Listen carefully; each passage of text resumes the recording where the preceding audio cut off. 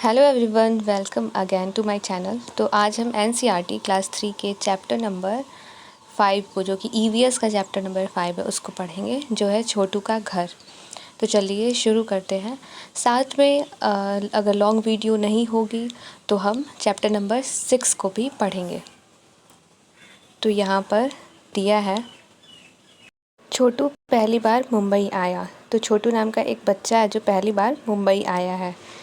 तो यहाँ पे इस चित्र के माध्यम से दिया है कि वो ये है छोटू जो कि आया है पहली बार मुंबई। उसके बाद यहाँ पर ये मुंबई में वहाँ की मार्केट वगैरह को देखता है। फिर शायद बारिश होती है या तूफ़ान आता है, तो वो अपना जो चादर है या जो भी उसने लिया है उसको ओढ़ के यहाँ पे वो बैठ जाता है। फिर सोने के लिए वो यहाँ पर एक बड़ी सी पाइप जो होती है ना, जो ज़मीन के अंदर बिछाई जाती है नाले वगैरह में या फिर कहीं पे, तो वहाँ पे जो पत्थर वाली पाइप होती है उसके अंदर वो अपना घर बना करके रहता है। तो इस चित्र के माध्यम से बच्चों से हम पूछ सकते हैं कि वो क्या इस चित्र को देख के क्या समझ रहे हैं। तो बच्चों से हम कहेंगे कि आप देख के बताओ कि छोटू कौन है, इसमें आपको क्या लगता है कि छोटू कौन है। और वो ये चित्र देख करके बताएंगे कि कौन है छोटू। और ये जो 4 पार्ट्स में ये जो फिगर बटा हुआ है उसमें देख के वो बताएंगे कि क्या क्या एक्टिविटी हो रही है छोटू के द्वारा। फिर यहाँ पे भी दिखाया गया है छोटू की एक्टिविटी। तो यहाँ पे वो अपने किसी फ्रेंड के साथ बैठ कर के चाय पीता है। तो देखो क्या दिया है कि चित्रों में छोटू की कहानी बताई गई है। देखकर बताओ, छोटू ने पाइप को देखकर क्या सोचा। छोटू ने पाइप का किस तरह से इस्तेमाल किया। छोटू ने पाइप और आसपास की जगह को कौन से हिस्सों में बांटा है। छोटू को इस घर के कौन से हिस्से में ज़्यादा समय बिताना पसंद होगा। छोटू ने मोनू को भी पाइप में रहने को क्यों कहा होगा। तो ये सारे प्रश्न हैं जो हम बच्चों से पूछ सकते हैं। उनसे पहले हम ये पूछेंगे कि इस चित्र के माध्यम से वो क्या समझ रहे हैं। फिर हम अपना बात बताएंगे कि हम क्या बताना चाहते हैं कि इस चित्र में क्या चीज़ें हैं। और फिर उसके बाद हम उनसे ये छोटे छोटे जो प्रश्न दिए गए हैं उससे हम पूछेंगे। तो यहाँ पे ये जो पॉइंट है इस पर हमें ज़्यादा गौर फरमाना है कि मकान कब घर बन जाता है, इस पर चर्चा करवाना मकान और घर के अंतर को स्पष्ट करेगा। तो जैसे कि मकान अब ईंटे का बना हुआ है, एक बिल्डिंग है, ईंटे, सीमेंट, पत्थर, लकड़ी, जिस चीज़ से भी बना हुआ है उसको लोग मकान कहेंगे। और वो घर कब बन जाता है, तो जब हम उसमें रहने लगते हैं, अपने ज़रूरत के सारे सामान रखने लगते हैं, एक फैमिली बन जाती है, भाई बहन, चाचा चाची या फिर जो भी 2-4 लोग अगर साथ में रहने वाले हों और ज़रूरत की सारी सामान हो और वहाँ पर हम कहीं से आएँ और आराम करें, सोएं, बनाएं, खाएं, तो वो एक तरह से घर बन जाता है। तो बच्चों से हम ये अंतर पूछेंगे कि उन्हें क्या लगता है कि मकान और घर में क्या अंतर है। फिर हम अपना पर्सपेक्टिव भी बच्चों को बताएंगे। इसके बाद दिया है कि अपने घर का चित्र कॉपी में बनाओ, उसमें रंग भी भरो। तो यहाँ पे बच्चों से कहा जा रहा है कि अपने घर का चित्र बनाना है कॉपी में, उसमें रंग भरना है। तो बेसिकली जो ईवीएस है उसमें हमें यही पढ़ाना होता है। जैसे साइंस और सामाजिक विज्ञान को मिला करके ईवीएस बनता है, वही बच्चे जब क्लास 5 के बाद 6, 7, 8 में जाते हैं तो साइंस और एसएसटी जो है वो अलग अलग हो जाते हैं। अब इसमें ये क्या होता है कि ईवीएस की जो थीम है वो इसमें परिवार होता है। फिर परिवार के बाद हमारे आसपास की चीज़ें होती हैं। परिवार, आसपास के लोग यानी कि जो दोस्त होंगे, तो परिवार और दोस्त होता है इस थीम में। 6 थीम होते हैं ईवीएस के, परिवार और दोस्त, भोजन, पानी, आश्रय, और 2 थीम ये होते हैं, यात्रा करना और चीज़ें जो हम बनाते हैं और करते हैं। मतलब कि पहले फैमिली से स्टार्ट होता है। तो आपने देखा होगा कि हम 3, 4, 5 में क्या पढ़ते आ रहे हैं कि फैमिली के बारे में पढ़ते हैं। फिर ट्रैवल के बारे में पढ़ते हैं, जैसे ओमना का सफ़र क्लास 5 में बच्चे अगर जाएंगे तो पढ़ेंगे। और अगर आप तैयारी कर रहे हैं तो आपने पढ़ा होगा क्लास 5 का अगर, तो आपको पता होगा ओमना का सफ़र। और भी बहुत सारी ट्रैवलिंग स्टोरीज़ हैं इसमें बच्चों को बताई गई हैं। फिर पानी के बारे में भी बताया गया, शेल्टर्स के बारे में, घर तरह तरह के होते हैं सभी के। फिर भोजन के बारे में बताया गया कि कहाँ कहाँ हर जगह के लोग अलग अलग तरह का भोजन करते हैं, चीज़ें जो हम बनाते हैं और करते हैं, ये सारी चीज़ें ही ईवीएस में है। तो यहाँ पर क्या है, घर के बारे में बताया गया है। इसके पहले हमने क्या पढ़ा था, परिवार। इस चैप्टर के पहले जो चैप्टर नंबर 4 था वो उसमें क्या था, परिवार के बारे में था कि हमारा पहला स्कूल हमारा परिवार होता है। उसके बाद क्या हम पढ़ रहे हैं, घर के बारे में। तो यही बच्चों से घर बनवाने के लिए हम कहेंगे। तो छोटे पर बच्चे ये सारी चित्र ही बनाते हैं, घर बनाते हैं, झंडा बनाते हैं, झोपड़ी बनाते हैं, यही सारे चित्र बनाते हैं। तो वही चीज़ें हैं इसमें। तो बच्चों से हम कहेंगे कि एक अपना घर, वो जैसे अपना घर देखते हैं वैसा चित्र बना के लेके आओ, अपने घर का चित्र बनाओ और उसमें रंग भर कर लाओ। तुम्हारे घर में कौन कौन रहता है उसका यहाँ पर नाम लिखना है। छोटू ने पाइप को अलग अलग हिस्सों में बांटा। तुम भी अपने घर के अलग अलग हिस्सों के नाम लिखो। एक दिन में तुम घर के किस हिस्से में कितना समय बिताते हो? क्या घर का कोई ऐसा हिस्सा है जिसमें घर के कुछ लोग ज़्यादा समय बिताते हैं? क्या घर का कोई ऐसा हिस्सा भी है जिसमें घर का कोई ख़ास व्यक्ति जाता ही नहीं है या बहुत कम जाता है? हमारे घरों में हम लोग तो रहते हैं ही हैं, पर हमारे साथ साथ कुछ जानवर भी रहते हैं, कुछ हमारी मर्ज़ी से, कुछ हमारी इजाज़त के बगैर। तो ऐसे ही जैसे हमारी इजाज़त के बगैर जैसे चूहे रहते हैं, हम नहीं चाहते हैं कि चूहे हमारे घर में रहें, और हम कोई पेट पाल लेते हैं तो हमारी मर्ज़ी से हो गया। तो ऐसे ही तो यही सारी छोटी छोटी चीज़ें दी गई हैं जो बच्चे अगर ऑब्ज़र्व करते होंगे, अगर अभी तक नहीं किया होगा तो हम कहेंगे कि आप ऑब्ज़र्व करो और बताओ कि क्या क्या चीज़ें हैं। ये सारे प्रश्न के उत्तर उनसे हम पूछने की कोशिश करेंगे। फिर यहाँ दिया है कि बच्चों से उनके घर की बातचीत को संवेदनशीलता से करने की ज़रूरत है। घर अलग अलग तरह के होते हैं। यह बात का ध्यान रखते हुए कि पाठ में कमरों के बजाय घर के हिस्सों का प्रयोग किया गया है।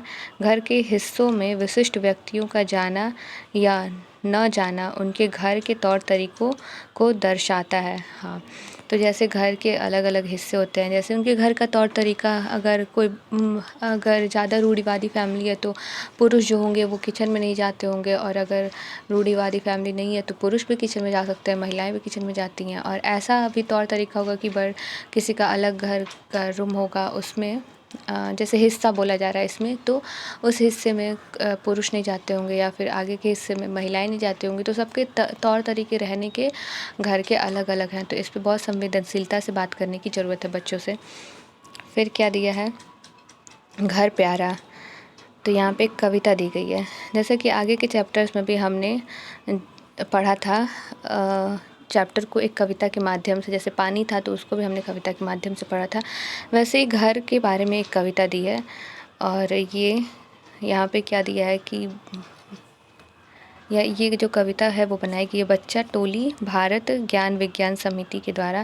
और यहाँ दिया है कि क्या आप जानते हो, चूहों में देखने की क्षमता कम परंतु सूंघने, छूने तथा स्वाद वाली क्षमताएं बहुत ही तीव्र होती हैं। तो ये इम्पॉर्टेंट है, अगर चूहों के बारे में ऐसा प्रश्न आ जाता है सीटेट में तो ये ज़्यादा इम्पॉर्टेंट है कि चूहों में देखने की क्षमता कम होती है लेकिन सूंघने की, छूने की तथा स्वाद वाली क्षमताएं बहुत ही तीव्र होती हैं।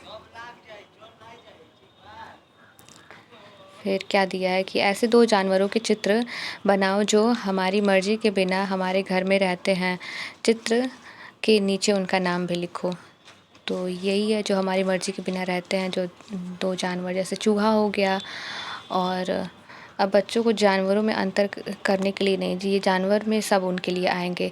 अगर कोई इंसेक्ट है तो उसको भी वो जानवर ही कहेंगे, चूहा है तो उसको भी वो जानवर ही कहेंगे। तो छिपकली को भी बना सकते हैं चूहे का, या फिर कॉकरोच का, मच्छर का, जो भी है वो बना सकते हैं। अगर बिल्ली भी आती है तो उसका बना सकते हैं। कुछ लोग बिल्ली को पालते भी हैं तो उनकी मर्ज़ी से हो गया। क्या तुम अपने घर को साफ़ रखते हो, कैसे? तो ये क्वेश्चन पूछा जा सकता है बच्चों से।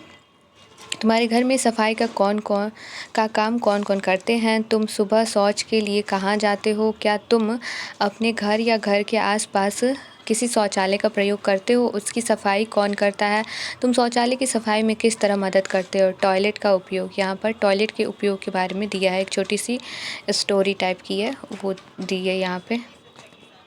क्या दिया इसमें कि सिम्मी ने देखा कि उसका दोस्त बिल्लू अचानक ठीक महसूस नहीं कर रहा है। वह उससे बात भी नहीं कर रहा है। सिम्मी, बिल्लू क्या हुआ? तुम बहुत सुस्त लग रहे हो। बिल्लू, मुझे नहीं पता टॉयलेट कैसे इस्तेमाल करना है। हमेशा की तरह हीरा मैडम मुझे फिर से टॉयलेट ठीक से न इस्तेमाल करने पर डांटेंगी। सिम्मी, तो फिर तुम टॉयलेट का प्रयोग ठीक से क्यों नहीं करते? बिल्लू, मुझे डर है कि मैं टॉयलेट में गिर जाऊंगा।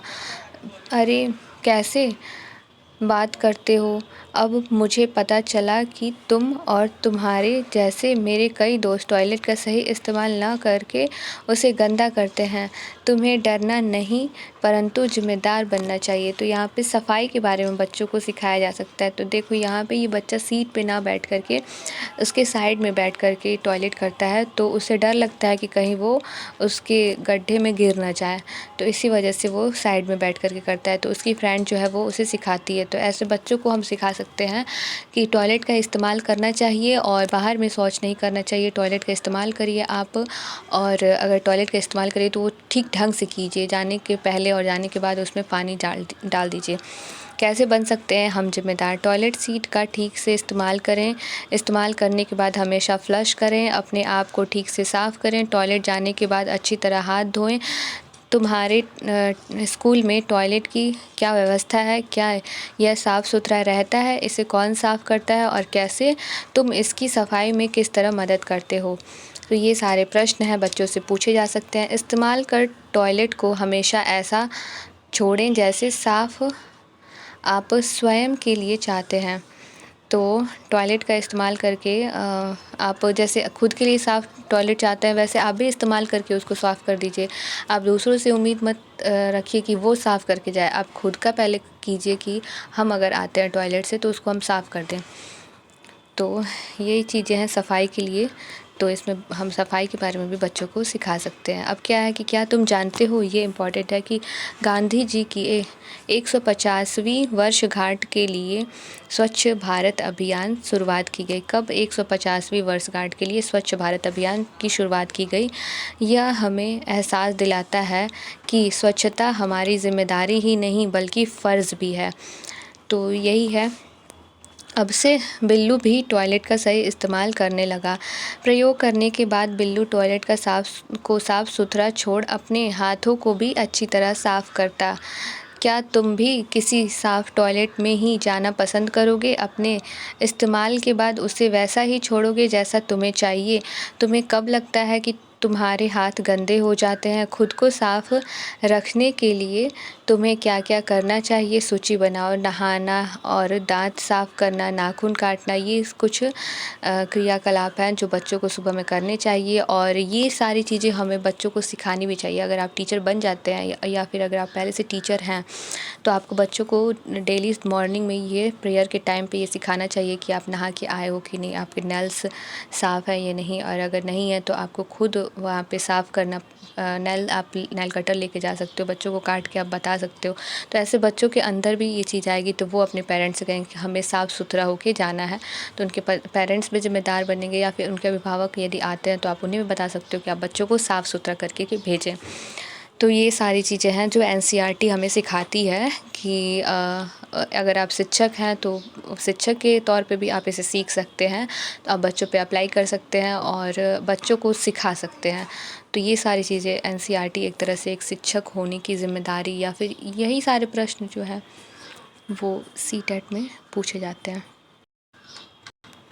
अब वैसे ही कुछ यहाँ पे प्रश्न दिए गए हैं कि तुम अपने घर का कूड़ा कचरा कहाँ डालते हो? क्या तुम्हारे घर के आसपास सफाई रहती है? लता का घर इस तरह से सजा है। क्या तुम अपने घर को किसी खास तरह से सजाते हो? कब और कैसे सजाते हो? अपने साथियों से पता करो कि वे अपने घर को कब और कैसे सजाते हैं। जैसे किसी त्यौहार पर, दिवाली पर, ईद पर, क्रिसमस पर लोग अपने घर को साफ़ सुथरा करते हैं और सजाते हैं। अब यहाँ पे ये जो लास्ट पॉइंट है, शिक्षकों के लिए या पेडागॉजी के पर्सपेक्टिव से कि पाठ में प्रत्येक बच्चे से उसके घर की सजावट के बारे में पूछा गया है। बच्चों से विभिन्न अवसरों पर घर सजाने की प्रक्रिया पर बातचीत से स्थानीय सामग्री के उपयोग तथा त्यौहार मनाने के महत्व को उभारा जा सकता है। मतलब कि जो आसपास की चीज़ें मिलती हैं उसी का प्रयोग करके वो घर को सजा सकते हैं, और त्यौहार जब वो मनाते हैं, और त्यौहारों के बारे में भी यहाँ पे हम चर्चा कर लेंगे। तो बस यही था इस चैप्टर में। अगर आपको ये चैप्टर सही अच्छा लगा होगा इसका एक्सप्लेनेशन, तो आप लाइक कर देना। अब हम चलते हैं नेक्स्ट चैप्टर पे, जो कि है चैप्टर नंबर 6। तो ये है चैप्टर नंबर 6, जिसका नाम है खाना अपना अपना। तो यहाँ पे एक बच्चों का छोटा सा सर्कल बनाकर बच्चे बैठे हैं, और उसमें वो खाने के बारे में, कि अपने घर के बारे में चर्चा कर रहे हैं कि क्या खाने में उन्हें पसंद है और क्या क्या चीज़ें उनके यहाँ बनी है। चलिए देखते हैं हम। अब यहाँ पर एक बच्चा है जो कह रहा है कि कल रात मैंने बाजरे की रोटी और गुड़ खाया था। यहाँ एक बच्ची है, वो कह रही है मैंने तो दाल भात बनाया था। ये बच्ची बोलती है कि मेरे घर तो कल खाना ही नहीं बना है। और यहाँ पे ये बच्चा बोलता है बीजी के साथ हम गुरुद्वारे गए थे, वहीं लंगर में दाल रोटी खाई थी। फिर यहाँ पे कुछ बच्चे हैं, वो भी अपनी अपनी चीज़ें बताते हैं कि मैंने क्या खाया था। माँ ने खीर पूरी बनाई थी जो मुझे अच्छी नहीं लगती, इसलिए मैं तो अंडे की भुजिया खाकर सो गई।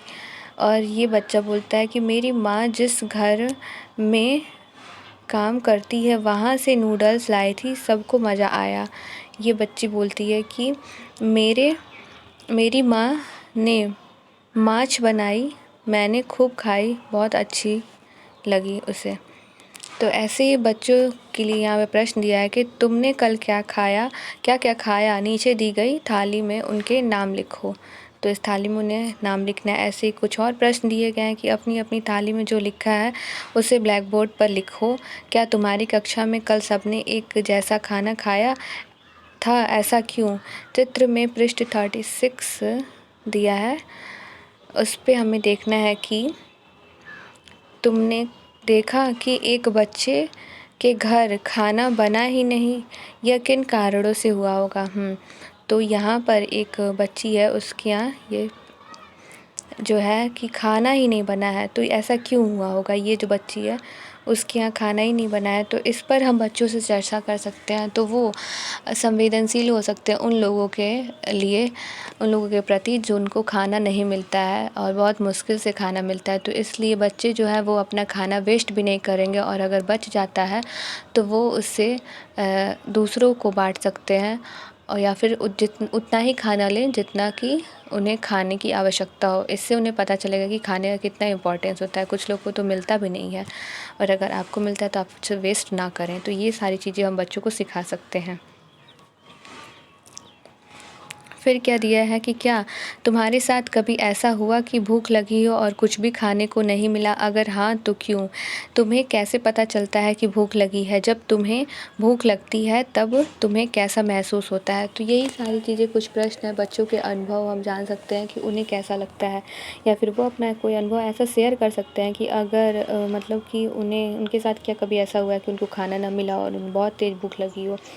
फिर यहाँ पे है कि बच्चे एक खुले माहौल में अपनी बात बेझिझक कहते हैं। एक दूसरे के खाने के बारे में सुनकर हम अपने खाने से जुड़ी संकुचित सोच से हट सकते हैं। इसी से दूसरे लोगों के बारे में हमारी समझ बढ़ेगी। बच्चों से संबंध बनाना और ऐसा माहौल बनाना ज़रूरी है जहाँ उनकी बात संवेदनशीलता से सुनी जाए। तो यहाँ पर बच्चों के साथ एक खुले माहौल में बेझिझक होकर के बात करनी है, और उनके मतलब समझ भी बेहतर हो, और वही मतलब ऐसा माहौल बनाना है कि जिसमें बच्चे डरे ना और बहुत आराम से अपनी बातें रख सकें बेझिझक होके।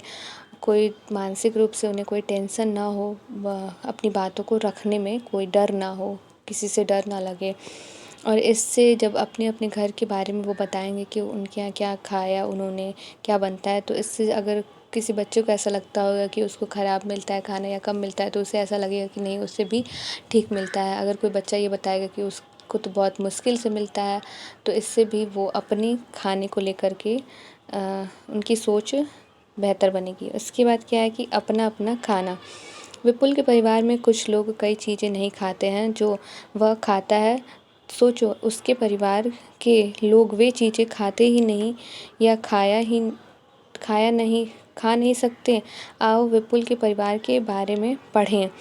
स्कूल से घर जाते जाते विपुल ने एक भुट्टा खरीदा। भुट्टा खाते खाते विपुल घर में घुसा और माँ ने पूछा, माँ छुटकी कहाँ है? पहले तो मैं उसे ही देखूंगा। माँ ने हंसते हुए कहा, छुटकी ऊपर कमरे में है। विपुल ने दादी का हाथ पकड़कर कहा, दादी तुम भी चलो ना। माँ ने कहा, रुको, मैं बाकी रोटी दाल में डाल कर रखी है, पहले वे खा तो लें। बेटा, आज तो दाल में शक्कर ठीक से डाली है ना? यहाँ नागपुर आकर तुम लोग अपना खाना भूलते जा रहे हो, दादी ने माँ से कहा। माँ ने जवाब दिया, बा मैंने चख लिया है, बढ़िया बनी है। मैं दादी का खाना भी ऊपर ले जाता हूँ। कहते हुए विपुल ने थाली उठाई और फटाफट सीढ़ियाँ चढ़ गया। दादी जल्दी चढ़ो ना, विपुल ने पुकारा। दादी ने कहा, जब मैं तुम्हारी उम्र की थी तब मैं इतनी देर में सीढ़ियाँ तो क्या पहाड़ भी चढ़ जाती थी। विपुल ने अंदर जाकर अपना बुट्ठा मम्मी को थमाया और हाथ धोकर छुटकी को उठा लिया। अचानक छुटकी ने रोना शुरू कर दिया। यह सब ऐसे चुप नहीं होगी, इसे भूख लगी है, कहते हुए मम्मी छुटकी को दूध पिलाने लगी। तो इसमें ये दिया है कि विपुल जो है वो भुट्टा खा रहा है, भुट्टा खाता है। अब दादी हैं, उनको देखो, आपकी उनके लिए रोटी जो है वो दाल में भिगो कर रखी गई है, यानी कि उनके दांत कमज़ोर हैं या फिर टूट गए हैं, तो वो भिगोई हुई रोटी, जो चीज़ें नरम होती हैं उसे वो खाती हैं, मुलायम होती हैं, और जो छुटकी है वो केवल दूध पीती है। तो वही है कि भुट्टा तब वो लोग कैसे खाएंगे। फिर दिया है कि दादी सीढ़ियाँ जल्दी क्यों नहीं चढ़ पाई, क्योंकि वो बूढ़ी हैं, उनके पैर कमज़ोर हो गए हैं। और दादी को दाल किस तरह से खाना पसंद है, तो शक्कर डाल करके। फिर क्या है कि कहानी में जितने लोग आए उनमें से कितने लोग भुट्टा खा पाएंगे और क्यों। तो जो विपुल है और उसकी मम्मी, अगर उसके पिता के बारे में यहाँ पे चर्चा हुई नहीं है, तो उसकी छुटकी बहन है वो और दादी नहीं खा पाएंगे। क्या सभी बूढ़े लोग भुट्टा नहीं खा पाते? 4 महीने तक छुटकी केवल अपनी माँ का ही दूध पिएगी, वह ही उसका खाना है। सोचो क्यों। अपने आसपास के बड़ों से पूछकर तालिका बनाओ। बच्चा क्या क्या खा पाते हैं, क्या क्या नहीं खा पाते हैं, फिर जवान लोग क्या क्या खा पाते हैं, क्या क्या नहीं, और बूढ़े लोग क्या खा पाते हैं और क्या नहीं। फिर क्या दिया है कि यह तो थी कुछ चीज़ों को खा सकने और नहीं खा सकने की बात। क्या हम वे सभी चीज़ें खाते हैं जो हम खा सकते हैं? नहीं ना। आओ बात करें उन चीज़ों को जिन्हें हम खाते हैं। जिन चीज़ों को तुम ज़्यादा खाते हो उन पर गोला लगाओ, जैसे चावल, गेहूँ, रागी, जई, मक्का, कप्पा यानी टैपियोका, बाजरा, जौ। हमारा भोजन ज़्यादातर इन्हीं चीज़ों से बनता है। अलग अलग जगहों पर इनमें से कुछ चीज़ों को अधिक खाया जाता है। जो चीज़ें जहाँ आसानी से पैदा होती हैं वहाँ पर वे ज़्यादा खाई जाती हैं। फिर क्या है कि पता लगाओ इनमें से कौन कौन सी चीज़ कहाँ कहाँ अधिक खाई जाती है। जैसे कि अब चावल से क्या बना है, पुलाव है, डोसा है, गेहूँ से हलवा और रोटी। हम लोग अलग अलग चीज़ें तो खाते हैं, एक ही चीज़ का इस्तेमाल करके अलग अलग भोजन भी बनाते हैं। पता करो और लिखो कि गेहूँ और चावल से क्या क्या बनता है, क्यों, कितनी चीज़ें लिखी। तो इसको और हमें लिखना है, जैसे यहाँ पे रोटी और हलवा दिया है, तो और गेहूँ से क्या चीज़ें बनती हैं, या फिर चावल से यहाँ पे डोसा पुलाव दिया है, तो और चीज़ें जो बच्चों से हम पूछेंगे और क्या बनती हैं तो वो बताएंगे। फिर क्या है कि क्यों, कितनी चीज़ें लिखी। इसी तरह अलग अलग जगहों पर अलग अलग तरह की दालें, सब्जियां, फल, मांस आदि खाया जाता है। कुछ लोग कुछ पसंद करते हैं तो कुछ लोग कुछ और। अब पता करते हैं पसंद और नापसंद की।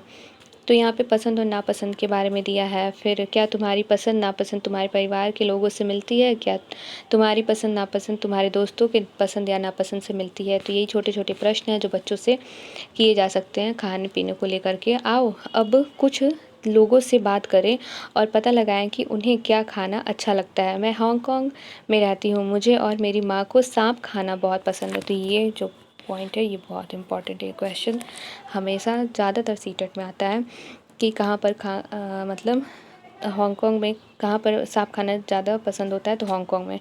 तो मुझे और मेरी माँ को सांप खाना बहुत पसंद है। जब भी हमारी सांप खाने की इच्छा होती है तब हम पास के एक होटल में जाकर ली हूँ फेन खाते हैं। तो सांप का ही एक व्यंजन होता है ली हूँ फेन, जैसे ये लीचेन जो है वो खाती है। कहाँ की रहने वाली है, ये हांगकांग की। तो इस पॉइंट को आप एकदम से मतलब रट लीजिए कि ये प्रश्न ज़रूर मतलब आएगा, बहुत इम्पॉर्टेंट है ये। उसके बाद दिया है कि मैं कश्मीर में रहती हूँ, सरसों के तेल से बनी मछली मुझे बहुत पसंद है। तो कश्मीर में क्या सरसों के तेल से मछली बनती है। एक बार हम गोवा गए थे, वहाँ हमने मछली खाई, वह स्वाद बहुत उसमें स्वाद अलग था। माँ ने कहा, अरे यह तो नारियल के तेल से बनी समुंदर की मछली है, स्वाद तो अलग ही होगा ना। तो ये जूनी है, कहाँ से है ये, कश्मीर से है। और कश्मीर में सरसों के तेल में मछली बनती है और गोवा में नारियल के तेल में बनती है। फिर टॉमस है केरल का, मैं केरल में रहता हूँ, मुझे सबसे अच्छी 2 चीज़ें लगती हैं, वे चीज़ें मेरे घर के आंगन में ही उगती हैं। क्या है, तो एक ऊपर ऊंचे पेड़ पर, दूसरी ज़मीन के नीचे। बस नारियल डाली पर किसी भी करी के साथ नारियल डली हुई किसी भी करी के साथ उबला हुआ टैपियोका मिल जाए तो क्या मज़ा आता है। तो जो नारियल डली हुई, नारियल ऊपर होगा और आई थिंक टैपियोका जो है वो नीचे लगता होगा। तो टैपियोका कहाँ का भोजन है, केरल का भोजन है। तो ये भी इम्पॉर्टेंट पॉइंट है। ये तीनों पॉइंट्स जो है वो बहुत ही इंपॉर्टेंट है, तो इसे आप एकदम अच्छे से रट लीजिए। फिर क्या दिया है कि बच्चों में भोजन से जुड़ी विविधता पर खुल करके चर्चा करें, उनके परिवार से जुड़े अनुभव खुले सुने और भोजन में विविधता को सम्मान दें। तो बच्चों से हम ये चीज़ बता सकते हैं। अब जैसे बच्चों से हम बोलेंगे कि पहले कि उनकी फैमिली में सब कोई बड़े छोटे जैसे रहते हैं, जैसे छोटा बच्चा है तो वो दूध पीता होगा, केवल दादी हैं तो वो अलग तरह का भोजन करती होंगी। तो एक तरह से उनकी फैमिली में भी विविधता है। अब उन्हें हम बताएंगे कि ऐसे ही अलग अलग हमारे देश के अलग अलग हिस्से हैं, वहाँ पर वहाँ के लोग जो चीज़ें ज़्यादा वहाँ पर होती हैं, अगर केरला में नारियल ज़्यादा होता है तो नारियल के तेल से वहाँ पर कोई भी चीज़ बनता है। अगर चावल ज़्यादा होता है तो चावल के व्यंजन ज़्यादा बनते हैं। अब इधर हमारे तरफ अगर यूपी है या फिर बिहार है तो वहाँ पर सरसों होता है तो सरसों के तेल में सब्जियाँ बनती हैं, और गेहूँ चावल ये सारी चीज़ें यहाँ पर होती हैं। तो वो सारी चीज़ें मतलब उसमें खाना बनता है। ऐसे पंजाब में, बंगाल में, तो सारी चीज़ों पे हम बता सकते हैं कि कितना विविध मतलब अलग अलग है। और इन सब के भोजनों का, सबके संस्कृति का हमें सम्मान करना चाहिए। क्या कहाँ क्या खाया जाता है यह आखिर निर्भर किस पर होता है। दिए गए कारणों में से तुम्हें सही लगे उस पर टिक लगाओ। इसके अलावा जो कारण और हो सकते हैं वो खाली जगह में लिखो। क्या वहाँ क्या आसानी से मिलता है, ये कारण एक हो सकता है। क्या खरीद सकते हैं, वहाँ के रीति रिवाज कैसे होते हैं ये, और यहाँ पे 2 और कारण लिखने हैं। चीज़ें खाई जाती हैं उन पर निशान लगाओ। यदि तुम्हें किसी चीज़ के बारे में नहीं पता तो शिक्षक से पूछ सकते हो, जैसे केले के फूल, मुर्गी का अंडा, गोभी, इसमें से क्या चीज़ें खाई जाती हैं। सहजन के फूल, अरवी के पत्ते, मांस, खुम्बी, चूहा या कलौंजी का, ऐसे जो चीज़ें खाई जाती हैं उन पे बच्चे टिक लगा सकते हैं। और जो नहीं पता है उन्हें, जिनका नाम, वो अपने शिक्षक से या बड़ों से पूछ सकते हैं। खाने की कुछ ऐसी चीज़ों के नाम लिखो जो तुमने कभी नहीं खाई हो लेकिन खाने का मन करता हो। तो बस यही था कुछ इस चैप्टर में। तो आज हमने चैप्टर 5 और 6 को पढ़ लिया। इसमें ये पॉइंट जो है, जितना भी ये वाला सेक्शन है नीचे जो पेडागोजी का सेक्शन है, उसको आप अच्छे से समझ लीजिएगा। और जो भी ये वाले पॉइंट हैं इसमें, जैसे केरला में दिया गया है, फिर ये कश्मीर की लड़की है, और यहाँ पे लीचेन जो है हांगकांग की ली हू फेन खाती है। तो ये पॉइंट बहुत ही ज़्यादा इम्पॉर्टेंट है। और नीचे वाला जो शिक्षकों के लिए बिंदु दिया है वो इम्पॉर्टेंट है। तो बस यही था इस चैप्टर में। अगर आपको ये दोनों चैप्टर अच्छा लगा हो, चैप्टर नंबर 5 और 6, तो आप वीडियो को लाइक कर दीजिएगा, और आप चाहे तो अपने फ्रेंड से शेयर कर सकते हैं। एंड हमसे जुड़े रहने के लिए चैनल को सब्सक्राइब कर दीजिएगा, क्योंकि हम अपने इस चैनल पे 3, 4, 5 NCERT EVS के हर एक चैप्टर को कंप्लीट करवा रहे हैं। उसके बाद हम ट्रिक भी बनाएंगे जिसमें कि हम सिर्फ कुछ ही पॉइंट्स को रखेंगे जो मतलब कि एग्ज़ाम के पॉइंट ऑफ व्यू से सबसे ज़्यादा इम्पॉर्टेंट होगा। और वैसे हम सारे चैप्टर को कवर कर रहे हैं। इससे ये होता है दिमाग में कि हमें ये नहीं लगता है एग्ज़ाम में कि कुछ छूटा तो नहीं ना। अभी ऐसा रहता है, अगर कुछ लोगों को लगता है कुछ छूट रहा है तो दिमाग में उन लोगों के बना रहता है, और जो चीज़ें वो तैयार करते हैं उससे भी वो अच्छे से नहीं प्रिपेयर कर पाते हैं। तो इसलिए हमने सोचा कि एक बार सारे चैप्टर्स को हम ऐसे पढ़ करके कंप्लीट करवा दें। उसके बाद हम इसके इम्पॉर्टेंट पॉइंट्स को एक वीडियो में हम कवर करेंगे। तो ये ऐसा ही कुछ है। और अगर आप चाहते हैं हम ग्रो करें तो आप हमारे चैनल को सब्सक्राइब कर सकते हैं, अपने फ्रेंड्स के साथ शेयर कर सकते हैं, और पसंद आया हो तो लाइक कर दीजिएगा। Thank you.